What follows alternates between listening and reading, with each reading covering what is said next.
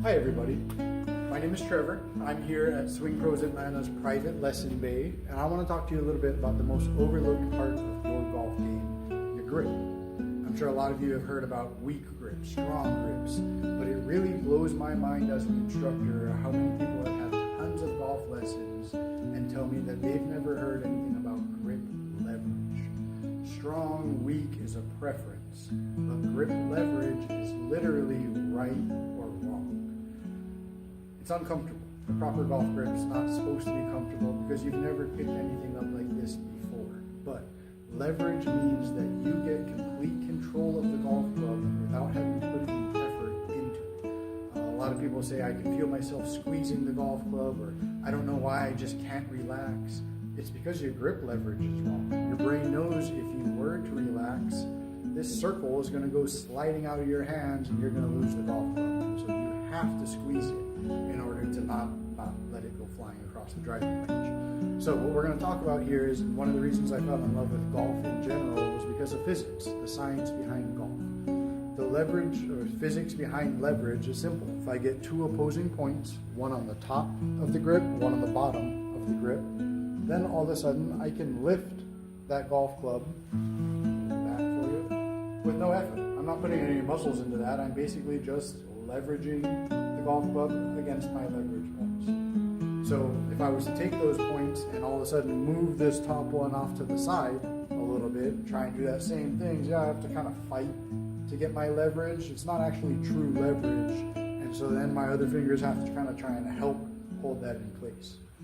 We're going to talk about the leverage with the lead hand. So for right-handed golfers, your left hand. For left-handed golfers, your right hand. We're going to talk about where those leverage points are in relation to your hand. So I'm going to look at this last joint on my index finger to cradle the golf club. So I'm essentially just going to let the golf club sit in that little cradle. Again, that's the last line on my index finger there. That one's pretty easy. The one that's a little less comfortable is getting the outside of my palm. I'm looking at the lifeline, between the lifeline and the base of my pinky essentially, to get over the top of the grip. See how much of the meat of my palm sits there?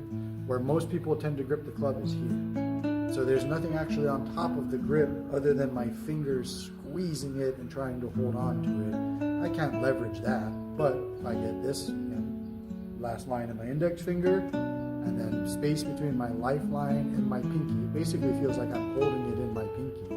Then all of a sudden, boom, I can leverage the golf club. I can lift it up without putting any effort into it because those 2 points are now these 2 points.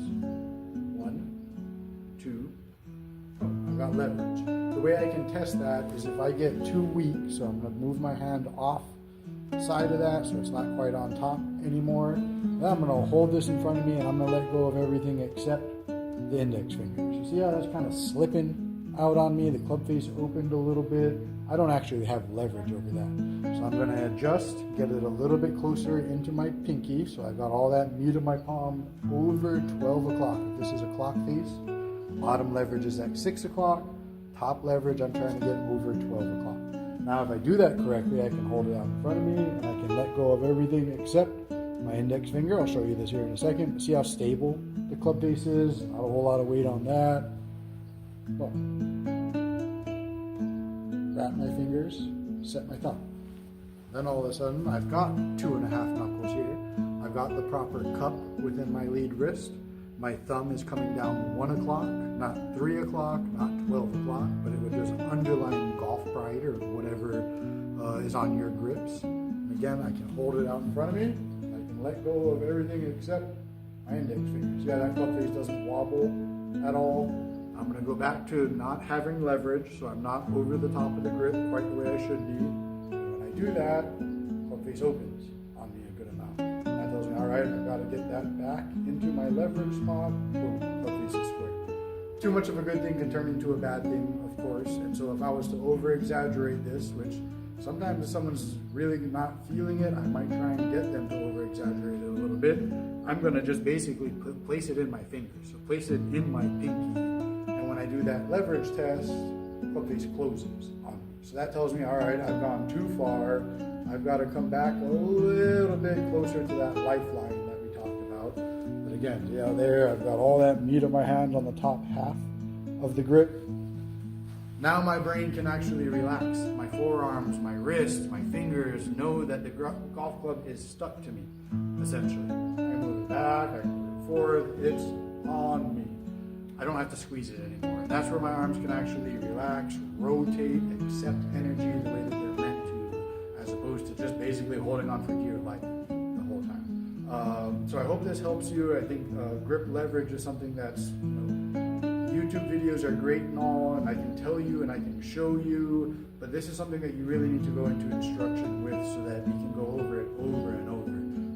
With Swing Pros Atlanta, basically you come in your first time, do your swing analysis with Kevin. He's going to introduce this grip to you. You're going to go, wow, that feels funny. You're going to do it a bunch of times. You're going to think you understand it, but next time you come back for your reinforcement lesson with me in our reinforcement room, I'm going to show you, you might be close to it, but we've still got a little bit of work we can do. Regression happens quick within the grip because, again, you've never picked anything up like this before.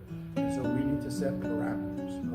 One of the things that hurts me as an instructor to hear is somebody comes in for 1 or 2 lessons and says, all right, I'm just going to take this information and go practice it for a month or 2 and see what I get out of it. It's like, you heard the information, you took from it what you took from it, but we don't know that your concepts are correct. We don't know that you correctly understood how to leverage the golf club. And so there's a good chance you're going to go out and go practice it incorrectly for 4 to 6 weeks, as opposed to coming back for 3 or 4 lessons in a row where we can say, hey, look, your grip, your aim, and your setup are in a good spot. Now you can really go out and go work and see what works, what doesn't work. Thank you for watching. Let me know if you have any questions. Look forward to seeing you soon.